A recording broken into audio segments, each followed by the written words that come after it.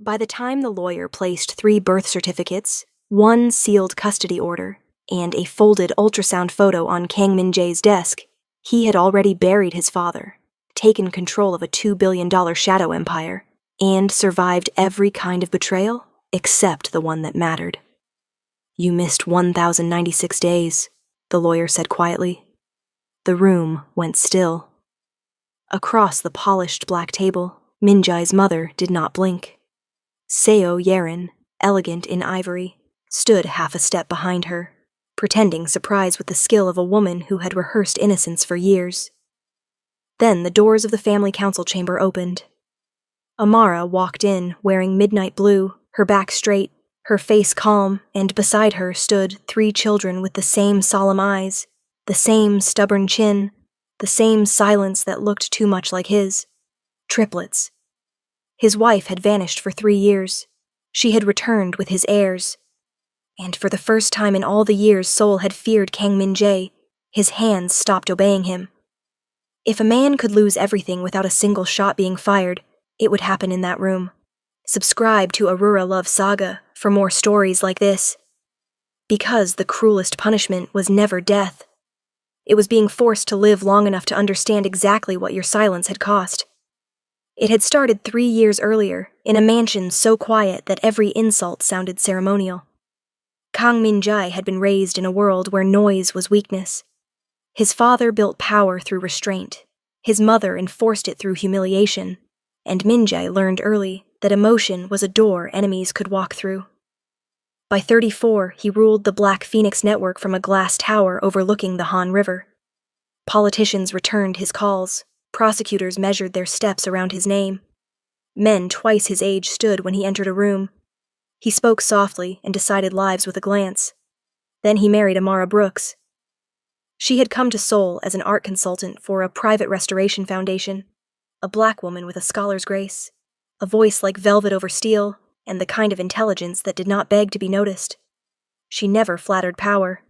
She observed it. When Min-jae first met her at a gallery fundraiser, she looked at him as if he were a man before he was a myth. That was what ruined him. He told himself he married her because she was unafraid. The truth was worse. He married her because, for the first time, he wanted peace more than victory. But the Kang estate was not built for peace. His mother, Madame Kang Sun-hee, received Amara with perfect manners and a smile sharp enough to wound. She corrected her Korean in front of servants, reassigned her seat at dinner, had family portraits retouched in quieter shades as if beauty could be managed into acceptability. When relatives visited, Sun-hee spoke of lineage, blood, and suitability with the delicacy of poison dissolved in tea. Amara endured it with astonishing control. At first, Min-jae mistook endurance for safety. "Say something," she asked him one night as they stood in their dark bedroom, Seoul glittering below the windows. "Not later. Not in private, when she does it." He loosened his tie and looked at her reflected in the glass. "If I challenge her in front of the family, it becomes war." Amara held his gaze. "And if you don't, it becomes permission." He said nothing. That was the beginning. The house learned his silence quickly. Servants mirrored it. Executives mirrored it. Even the air around Amara began to shift, as if the woman of the house could be dishonored so long as the man in charge never raised his voice. Then Seo Yerin arrived more often. Yerin had grown up around the Kang family, brilliant, polished, and useful. She ran legal strategy for one of the conglomerates laundering legitimacy through Min-jae's operations. Sun-hee adored her. She was Korean, pedigreed, obedient in public, ruthless in private, and she knew exactly how to stand just close enough to a married man to make a wife feel foolish for noticing. She never attacked Amara directly at first. She sympathized. "It must be difficult," Yerin said one afternoon, handing her a cup of tea with both hands. "This family is old-fashioned, but patience changes people." Amara looked at the untouched tea. Patience changes the person who is forced to swallow it. Yerin smiled. "Only if she swallows too much." The real cruelty began during Chuseok, when the Kang family mansion filled with executives, distant relatives, and the sort of allies who measured women by how gracefully they disappeared. Sun Hee ordered Amara to perform the ancestral tea ceremony, then corrected every movement in front of 40 people. She stopped her halfway through and said with elegant regret, "Some roles require instinct. Not everyone can inherit refinement through marriage." A few relatives laughed into their sleeves. Amara set the teacup down carefully. "Refinement should make people kinder," she said. "If it doesn't, it's just decoration." The room froze. For one terrible second, Min-jae could have ended it. One sentence, one look at his mother, one clear line drawn in public. Instead, he said, "That's enough." To both of them, and that was worse. Amara turned her head slowly and looked at him the way women look at locked doors after trying the handle for the last time. What he did not know was that Yeren had already prepared the next humiliation. 2 days later, confidential account files from one of Min-jae's clean businesses were found in Amara's studio. Not originals. Copies. Just enough to suggest disloyalty. Not enough to prove innocence. Yeren presented the folder to Sun Hee with careful horror. Sun Hee presented it to Min-jae like evidence of a disease. "I didn't take these," Amara said, standing in the library with her hands at her sides. "Check the security logs." Yeren spoke gently. "No one wants this to become uglier." Amara's eyes flashed. "That depends on who benefits from ugly." Min-jae stared at the papers, then at her. "Until I understand what happened, stay upstairs." She laughed once, and the sound broke something in him he was too proud to name. "Stay upstairs?" she repeated. "That's your answer?"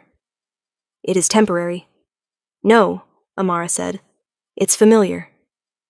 She had learned the truth a week earlier, in a white clinic room that smelled of antiseptic and fear. 11 weeks pregnant, 3 heartbeats. The ultrasound photo had trembled in her hand, while the doctor smiled and said, "Triplets are rare. You'll need support." Support? She almost told him that same night. Instead, she found herself standing in the library, while the woman who wanted her life looked serene, and the man who vowed to protect her chose procedure over loyalty. That should have been the worst part. It wasn't. The worst part came when Sun Hee sent her dinner on a tray like a convalescent guest, and the household accepted the arrangement without question. Wife reduced to rumor. Marriage reduced to optics. Dignity reduced to whatever she could save alone. So Amara packed one suitcase, tucked the ultrasound photo into her wallet, left her wedding ring on the dressing table, and walked out of the mansion before dawn. She called Min-jae 7 times on the drive away. He was in a strategy meeting with men who feared him more than they loved their own families. His phone lit up. He looked at it once. Then he turned it face down. By the time he called back, her number was disconnected. When he returned to the mansion, her room had already been emptied. Sun Hee did not look up from her tea. If she wanted to be found, she would have stayed. Yeren stood by the window, soft-voiced and useful. "I heard she booked an international flight." Min-jae believed neither of them fully. He simply did not do the one thing that mattered. He did not tear the house apart until he found the truth. That failure would follow him longer than any enemy. Amara never left Korea. She disappeared into its margins instead. First to a women's clinic in Mapo under another name. Then to a rented apartment above a bakery, where the owner minded her business and left extra bread at the door. She sold the last of her wedding jewelry except for one thin bracelet her mother had given her before she died. She translated contracts at night, taught English on weekends, and learned how to count every hour in one and every fear in breaths. When the swelling in her ankles got bad, she hid it under long skirts. When strangers stared at her stomach and then at her face, she stared back until they remembered their manners. When loneliness threatened to split her in half, she took out the ultrasound photo and laid her palm over the grainy 3 shapes on the page. "I know," she whispered. "I know. I'm here." In the 7th month, tabloids published a photo of Min-jae at a charity gala with Yeren standing beside him in silver silk, close enough to be mistaken for destiny. Amara looked at the image for a long time. Then she turned it face down and kept working. The triplets came early during the rainy season. 32 weeks. Emergency delivery. Too much blood, too much fear, too much white light. When she woke, there was hospital glass between her and all 3 babies. 3 incubators. 3 knitted caps. 3 tiny bodies fighting like they had inherited stubbornness from both parents. A nurse touched her shoulder. "They're strong." Amara cried then, not loudly, but with the exhausted grief of a woman who had survived long enough to meet the people she had suffered for. She named them Naomi, Noah, and Nuri. Naomi with her watchful eyes. Noah, who hated loud voices even as an infant. Nuri, fierce enough to pull at her tubes and glare at the world through plastic walls. For 3 days, Amara stood at the hospital glass and promised them a life where silence would never be used as punishment. That vow became the law of her motherhood. 3 years passed. Min-jae's father died. Prosecutors circled. Rival factions waited. The family needed a flawless succession, a legitimate public face, and heirs who could not be questioned. That was when the sealed filing Amara had made after the births reached the family lawyer, paternity verified through preserved medical records, trust protections for the children, and a court order establishing that no member of the Kang family could approach them without her consent. So when she entered the council chamber with the triplets at her side, she was not there to ask. She was there to define terms.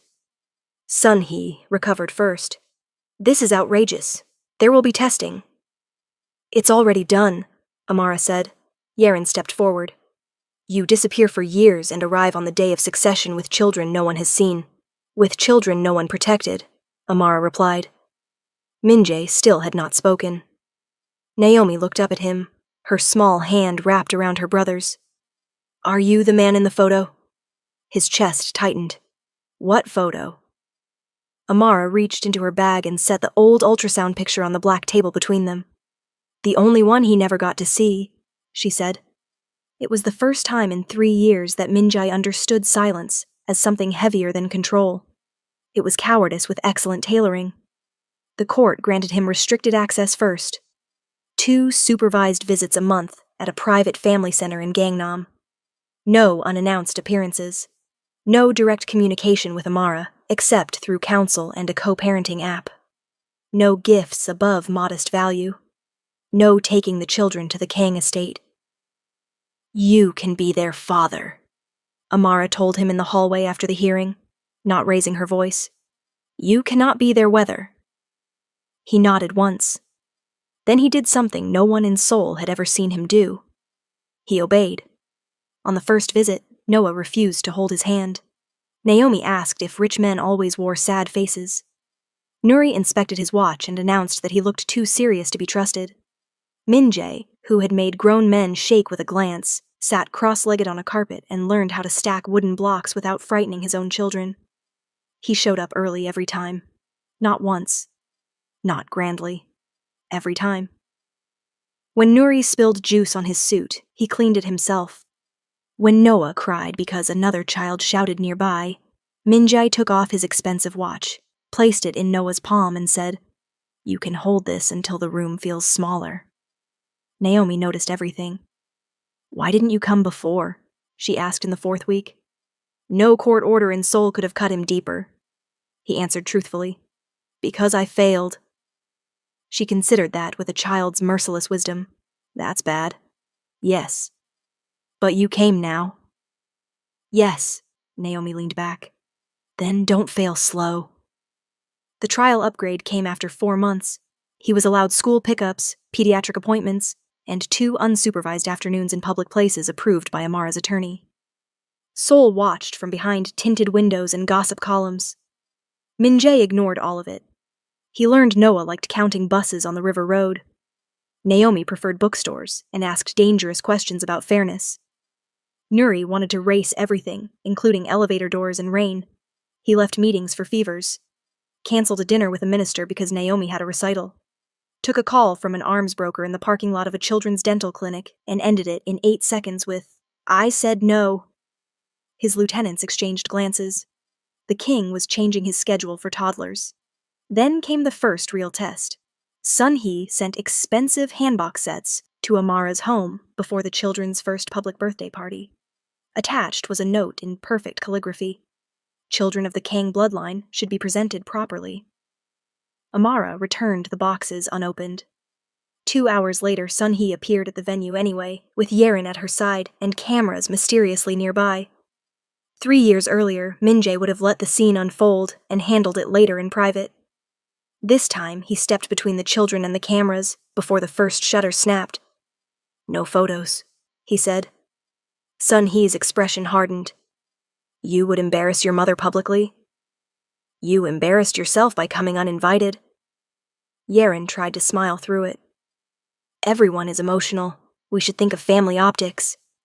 Min-jae looked at her as if seeing her clearly for the first time. "You have mistaken access for importance." Then he turned to security. "Escort them out." The room exhaled. Amara did not thank him. She simply watched, and for the first time some part of her caution loosened its fist. Inner life access came quietly after that. Not to the children.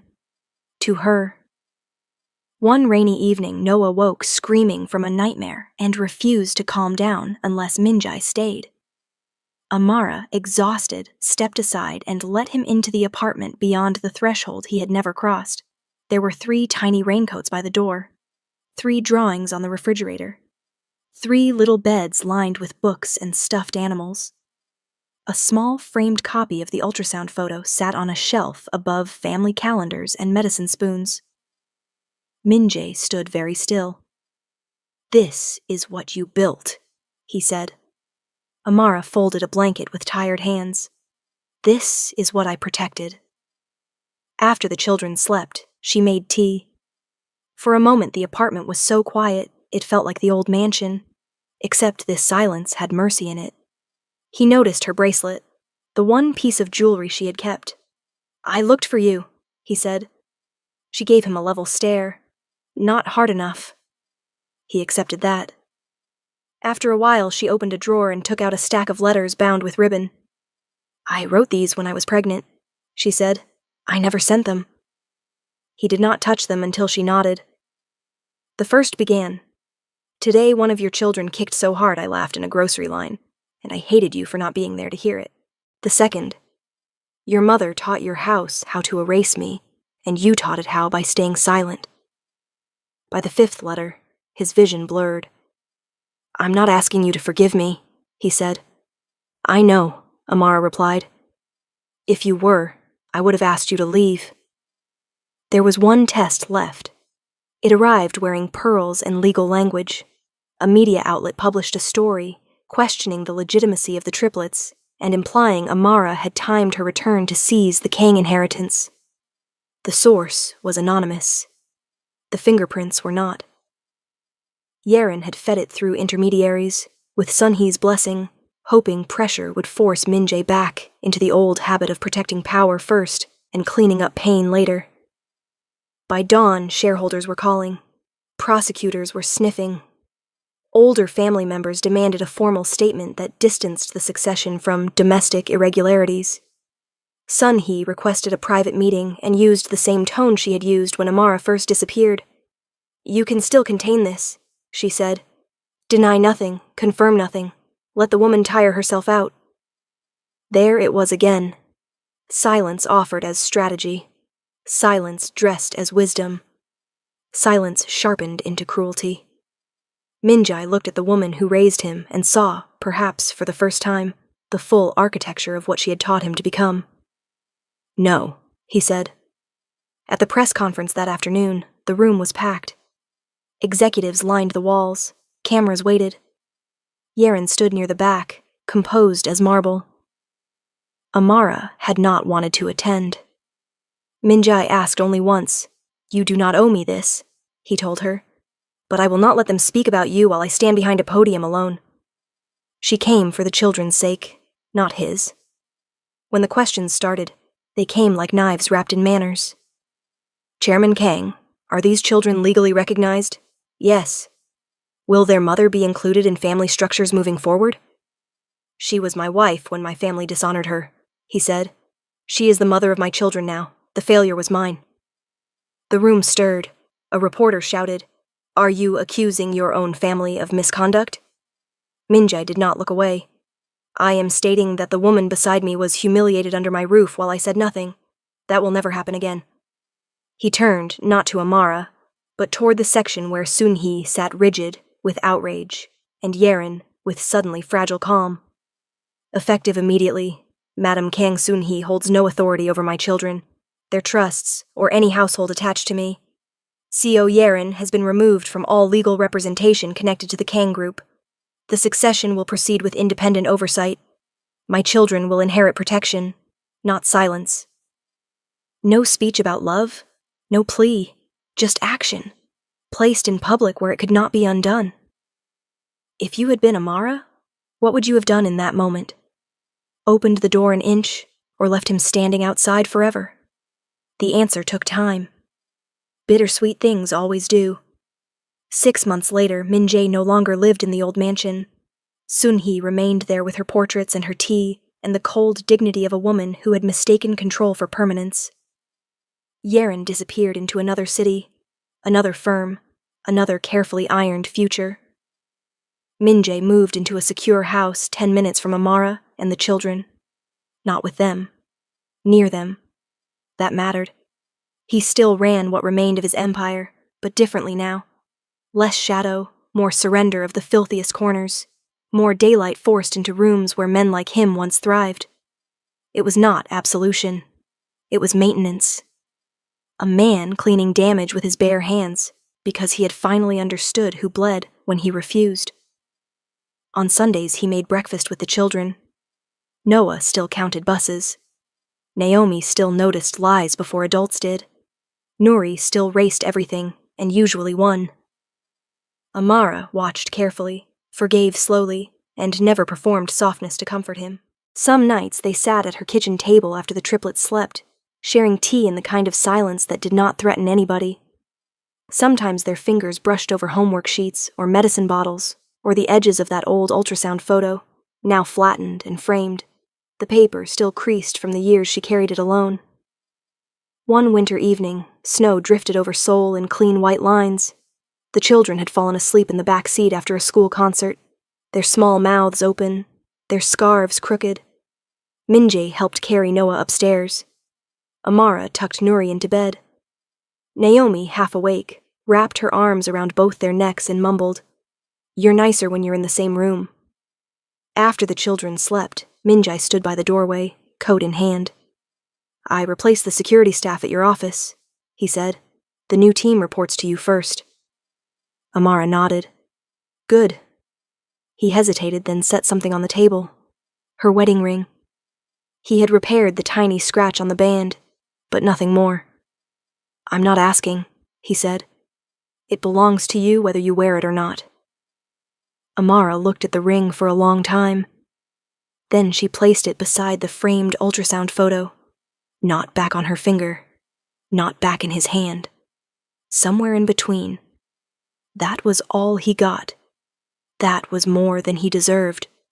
And maybe, because he had finally learned the shape of earning, it was enough for now.